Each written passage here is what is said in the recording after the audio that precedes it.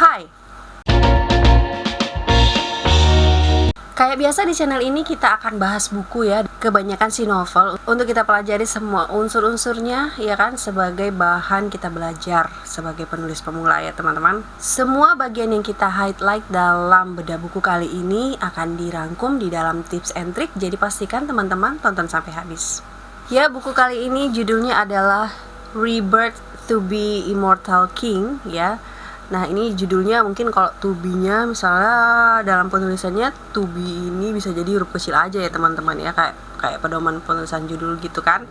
Udah gitu penulisnya adalah Aidan Ismail Mustafa dan ini terbitnya di Lovrins. Nah, seperti biasa kita akan bahas dulu book performance-nya supaya nanti teman-teman bisa nih menggambarkan gimana sih hasil dari terbitan penerbit Lovrins ini, supaya nanti misalnya teman-teman ingin juga mempublish karyanya bisa menambah referensi teman-teman ya untuk penerbit yang jenisnya indie.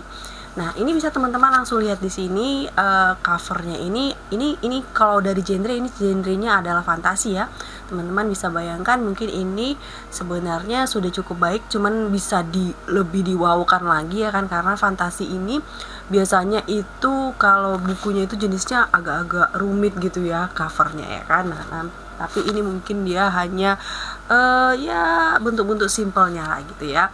Dan ini kalau dari segi layoutnya menurut aku sih bagus ya, menurut aku tidak terlalu rame juga. Nanti teman-teman bisa lihat sendiri, dia di awal bab itu selalu dibuat seperti ini, dan ini desainnya juga bagus, layoutnya rapi juga. Kertas ya, jenis kertasnya, jenis covernya menurut aku ini bagus ya, seperti standar Lovrins biasanya. Nah, bagi teman-teman yang ingin menerbitkan naskahnya di penerbit Lovrins, cari tahu aja sendiri ya teman-teman di dalam medsosnya ya. Nanti aku kasih tahu Facebooknya apa, Instagramnya apa, jadi teman-teman bisa langsung cari tahu sendiri. Kemudian untuk penulisnya, kalau misalnya teman-teman ingin menambah nih circle pertemanan dalam penulisan, itu bisa langsung nanti dicek ya media sosial dari penulisnya, Aidan Ismail Mustafa. Fang adalah anak dari sepasang suami istri ya, warga dari kerajaan Kingston. Jadi kerajaan Kingston ini seharusnya ya semua warga negaranya itu memiliki kemampuan sihir, tetapi kedua orang tua Fang ini tidak memiliki kemampuan sihir apapun. Jadi karena itu mereka dikucilkan gitu di sebuah desa, artinya diusir gitu ya, karena tidak memiliki kemampuan sihir yang wajarnya dimiliki oleh seluruh penduduk dari Kingston itu sendiri. Lalu mereka memiliki seorang anak yang bernama Fang ini, dan ternyata sejak kecil itu dia memiliki sebuah keanehan yang tidak biasa. Artinya meskipun kedua orang tuanya tidak bisa sihir, tetapi anaknya itu sudah memiliki kemampuan sihir gitu ya. Dan kemudian dikembangkan lagi dengan buku-buku yang ditemukannya di dalam sebuah ruangan rahasia yang dikunci bapaknya sudah lama gitu. Nah, kenapa Fang ini memiliki keistimewaan? Karena ternyata dia sebenarnya merupakan titisan Raja Lewin ya. Raja Lewin ini tewas ketika dia ketika dia adu duel atau ketika dia bertarung melawan seorang iblis yang menyusup ke dalam kerajaan Kingston ya. Dan ini udah yang udah raja yang sudah lama gitu ya, tapi kemudian dia kembali ke dalam tubuhnya Fang gitu ya, ke dalam tubuhnya Fang untuk membalaskan dendam dengan iblis yang menguasai kerajaan tersebut gitu. Nah, pokoknya nanti pertemuan si Fang dengan iblis ini, kemudian Fang mempelajari banyak sekali hal-hal sihir baru dan bertemu dengan teman-teman baru. Itulah isi buku ya keseluruhan dari Rebirth to be Immortal King ini tadi. Sebab ini adalah sebuah genre fantasi, maka memang rasanya itu fantasi sekali ya. Tetap ini fantasi yang bagian kayak sihir gitu ya, banyak sihir. Udah gitu ini tentang sekolah juga. Jadi si Fang ini kemudian nanti bertemu dengan teman-teman yang lain untuk belajar sihir, untuk memperdalam sihir supaya nanti bisa melawan Raja Iblis gitu ya. Dan ini sebenarnya ide ceritanya cukup menarik, walaupun memang sudah biasa ini ada, tetapi ini idenya cukup menarik. Nah, pembedanya ini nanti mungkin kalau dari segi ide yang sudah banyak dieksekusi oleh banyak penulis lainnya, ini berarti kita lihat pembedanya nanti ada di dalam karakternya dan juga eksekusi secara plotnya ya teman-teman. Nanti kita lihat dulu karakternya ya. Nah, karakternya ini sebenarnya juga cukup menarik lah, bisa dikatakan seperti itu ya. Nah, si Fang ini karakter utamanya. Nah, hanya saja mungkin untuk struktur cerita nih, ya. Di dalam struktur ceritanya ini memang masih perlu banyak sekali kita perbaiki dalam penyusunan plotnya gitu ya. Ini bisa lagi diefektifkan lagi, karena misalnya banyak hal-hal yang sebenarnya bisa di flashback aja itu. Misalnya karena ini dimulai dari Fang yang masih kecil gitu, atau ini bahkan dimulai dari jauh dari kedua orang tua Fang. Bisa jadi lebih menarik mungkin ya ketika ini dimulai dari Fang aja yang udah mulai bertualang aja, sehingga nanti ketika cerita tentang orang tuanya, asal usulnya dan mimpi-mimpinya ketika dia mengetahui bahwa dirinya adalah seorang titisan raja, itu nanti bisa di flashback aja sedikit-sedikit, yaitu bisa lebih menarik seperti itu. Dengan penyusunan plot yang seperti itu sebenarnya kan juga menimbulkan rasa penasaran nih sama pembaca ya kan, apa sih sebenarnya yang terjadi dalam masa sebelum si Fang ini bertualang dengan teman-temannya gitu ya. Dan itu bisa juga membuat cerita ini bisa menjadi lebih hidup gitu menurutku ya teman-teman. Dan ini kan premisnya sebenarnya sudah cukup jelas ya, itu bagaimana si Fang ini yang merupakan titisan raja gitu ya untuk membalaskan dendamnya ke iblis. Jadi sebaiknya itu ya memang stick to the stick to the premise aja gitu. Jadi nggak usah terlalu melebar kemana-mana gitu ya, menceritakan tentang orang tuanya dan lain sebagainya. Ini bisa sangat-sangat lebih diefektifkan lagi.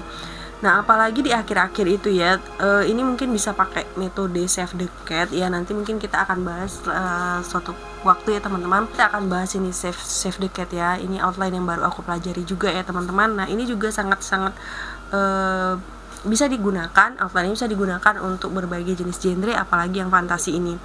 Karena di akhir-akhir itu dalam cerita Rebirth to be Immortal King ini sebenarnya banyak yang udah mau klimaks gitu balik lagi, mundur lagi. Jadi harusnya kan naik gitu ya. Pas saat klimaksnya itulah dia boomnya gitu. Nah, ini banyak sebagian yang agak-agak mengganggu sedikit gitu. Nah, untuk gaya cerita sebenarnya udah cukup baik ya teman-teman.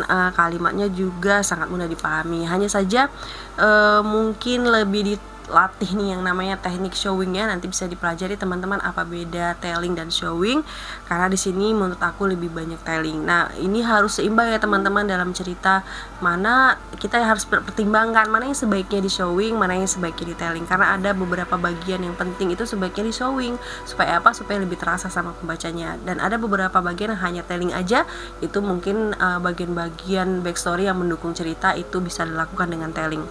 Udah gitu jangan lupa nanti meniupkan ruh ke dalam ceritanya ya teman-teman. Nah, ini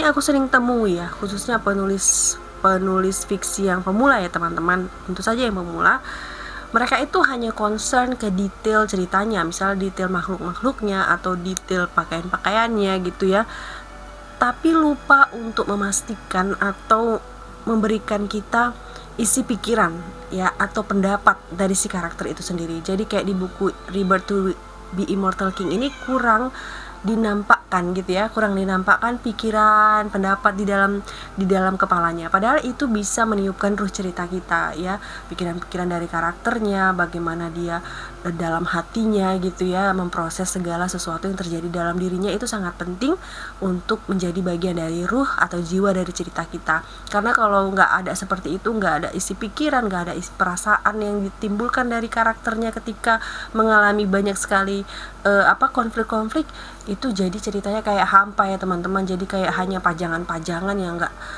yang indah-indah, tetapi kita nggak punya makna gitu ya, nggak terasa maknanya gitu teman-teman. Untuk melihat cara showing dan juga bagaimana meniupkan ruh tadi ya, melihat bagaimana isi kepala dari karakter, teman-teman bisa baca-baca dulu nih sebelum menuliskan cerita fantasi. Bisa baca-baca ya, tentu saja referensinya cerita-cerita yang bergenre fantasi ya teman-teman. Baca punya J.K. Rowling misalnya, bisa baca punya J.R.R. Tolkien misalnya, atau bisa baca juga Rick Riordan misalnya. Pokoknya penulis fantasi kesukaan teman-teman bisa dibaca gitu ya sebagai referensi bagaimana caranya meniupkan ruh itu tadi.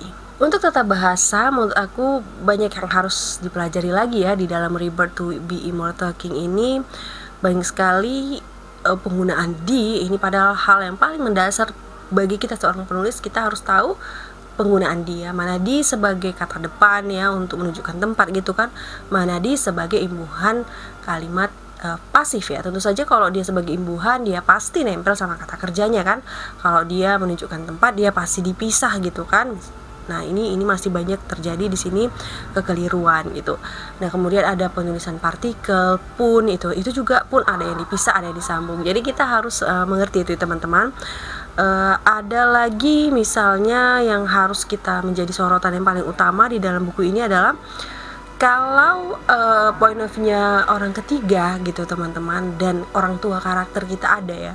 Misalnya si Fang ini kan punya orang tua, mama papanya gitu ya. Nah, kita sebagai narator itu nggak bisa manggil mama juga sama si mamanya si Fang ini, karena ini mama Fang. Jadi kita harus bilangnya mama Fang atau mamanya gitu ya. Tidak bisa mama dengan huruf besar. Kita tidak bisa sebutkan mama papa juga nih si narator ini yang berada di luar cerita ini pada karakter orang tua dari si karakter kita. Nggak bisa kita manggil gitu ya dengan panggilan yang sama gitu ya. Jadi kita bilang mamanya, kakaknya, kakeknya gitu ya. Jadi itu juga harus kita perhatikan. Ini aku kasih contoh ya teman-teman supaya lebih jelas. Misalnya nanti teman-teman kalau dalam menulis menemukan hal yang seperti ini menggunakan point of view yang ketiga, tidak melakukan kekeliruan yang sama ya teman-teman. Karena narator nggak ada hubungan relatif itu, nggak ada hubungan kekeluargaan gitu sama mama bapaknya dari karakter utama kita. Ya, misalnya seperti ini. Setelah mandi, Fang duduk di meja makan sambil menunggu makanannya siap. Tak lama menunggu, ibu datang ke meja makan sambil membawa makanan yang baru saja matang. Ibu juga menyiapkan makan bekal untuk ayah bekerja. Nah, ini cocok kalau misalnya kita menggunakan point of view bentuk yang pertama ya kan, point of view orang pertama, first person. Tapi kalau third person, kita harus bilang tak lama menunggu ibunya datang ke meja makan sambil membawa makanan yang baru saja matang. Ibunya juga menyiapkan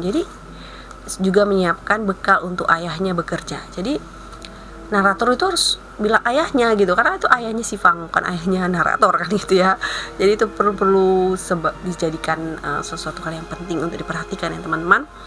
Nah, sekarang kita masuk ke reading type. Saya akan bacakan prolognya. Nah, sebenarnya prolog ini bisa dijadikan dipotong-potong gitu untuk dijadikan flashback ya, tapi ini dijadikan prolog oleh penulisnya. Seorang raja yang bernama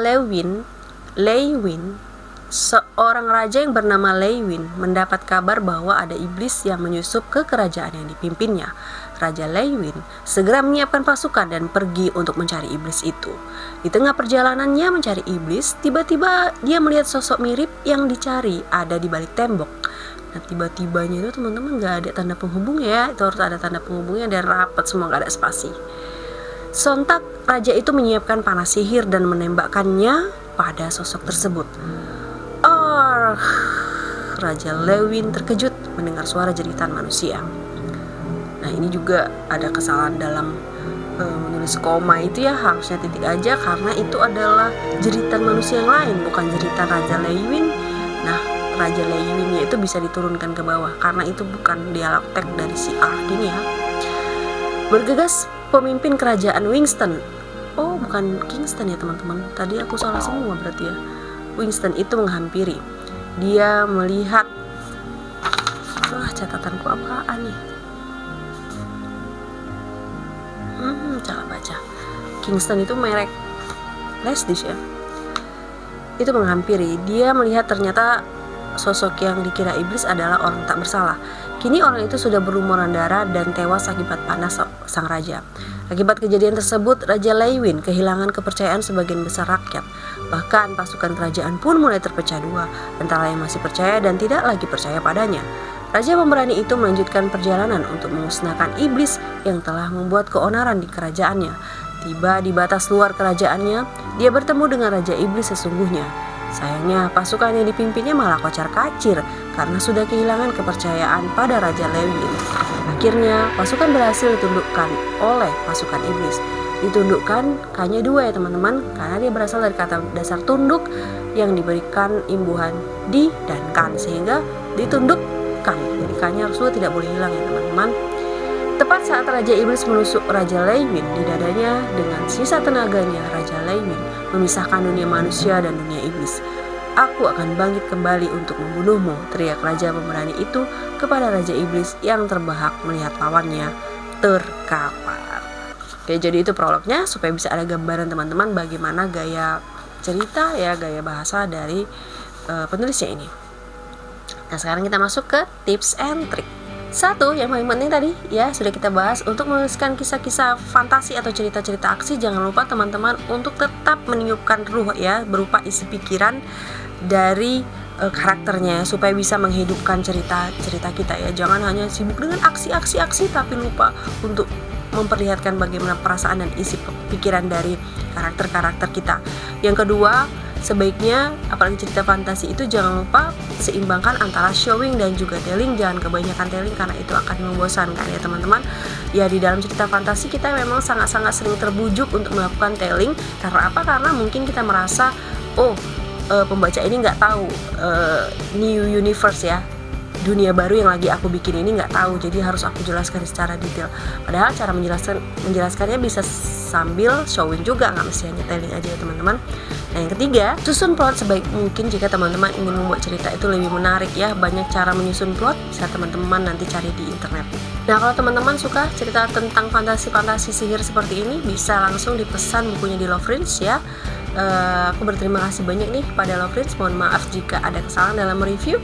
Udah gitu juga aku ingin berterima kasih kepada teman writers yang sudah menunggu lama video ini. Mohon maaf karena kemarin sangat banyak kesibukan dan juga kurang sehat ya teman-teman. Semoga teman-teman sehat selalu diberikan kemudahan dalam berkarya ya teman-teman. See you on the next video. Jaga kesehatan selalu.